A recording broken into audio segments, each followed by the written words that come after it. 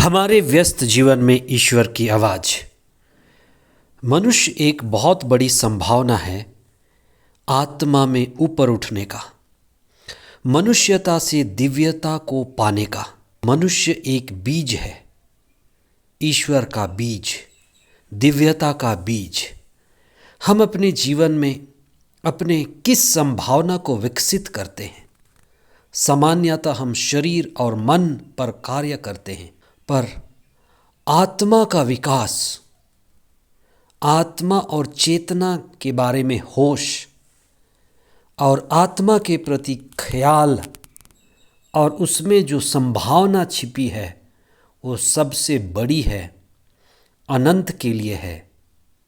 इसलिए पवित्र हृदय हमारे आत्मा के उन ऊंचे संभावना को प्रकट करता है कि हम सभी मानव जाति के प्रति प्रेम कर सकते हैं। हमारे हृदय में सभी के लिए दया, करुणा, क्षमा और अपनेपन का भाव बढ़ा सकते हैं। मैं सबके लिए हूँ और सब मेरे हैं। यीशु के पवित्र हृदय का महोत्सव इसी भावना को अनुभव करने का एक विशेष महोत्सव है। 10वां सामान्य सप्ताह 16 जून 2023 शुक्रवार।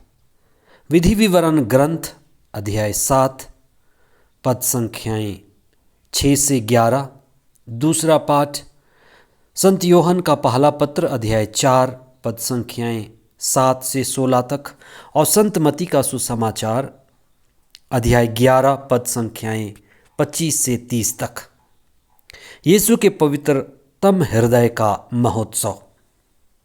प्रभु यीशु के पवित्र हृदय की तस्वीर लगभग हर मसीही परिवारों में पाई जाती है। प्रभु यीशु का पवित्र हृदय पिता ईश्वर के हृदय को प्रकट करता है। हम ईश्वर को तो नहीं देख सकते, न ही अनुमान लगा सकते हैं क्योंकि वो अदृश्य है।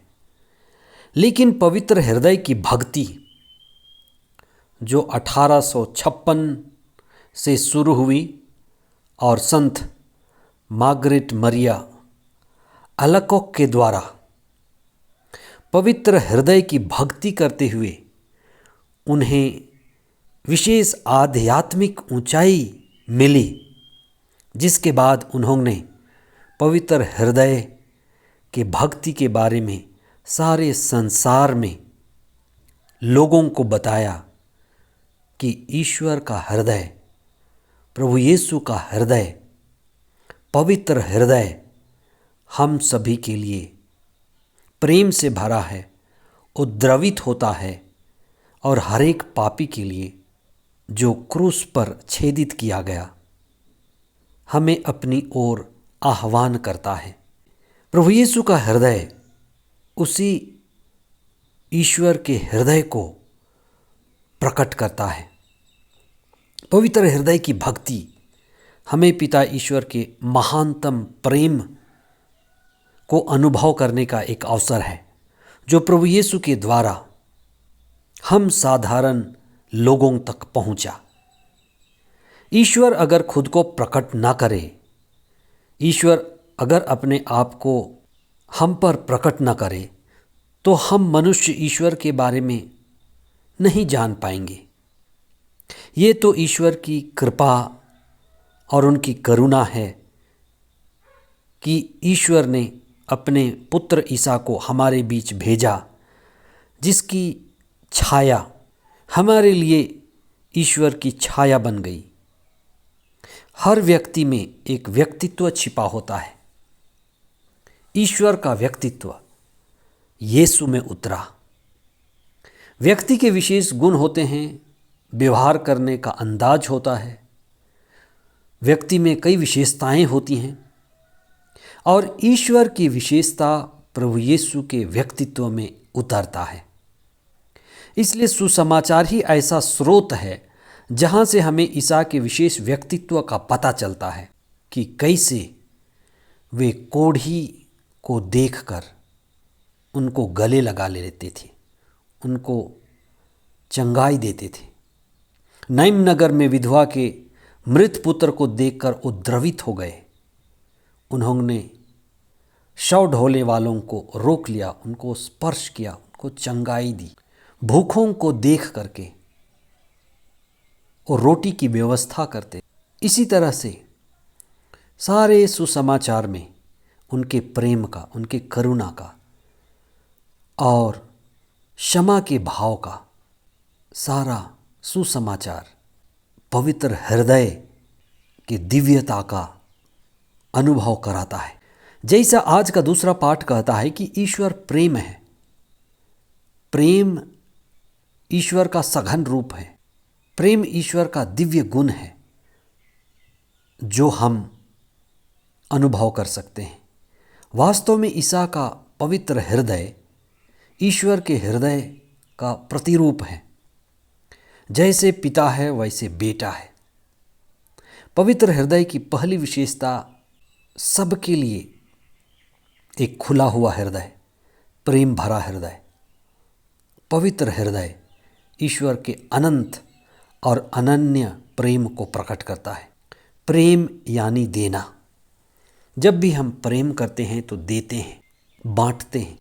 संत यूहन्ना के सुसमाचार अध्याय 3 पद संख्या 16 में ईश्वर ने अपने इस संसार को इतना प्यार किया कि उसे अपने एकलौते पुत्र को इस संसार में भेजा, जिसे जो उसमें विश्वास करते हैं उनका सर्वनाश न हो बल्कि अनंत जीवन प्राप्त करें। तो प्रेम करना का असली अर्थ है देना। ईश्वर ने संसार से प्रेम किया, उसने अपने परम प्रिय पुत्र को दिया। यही उनके पवित्र हृदय का रूप है।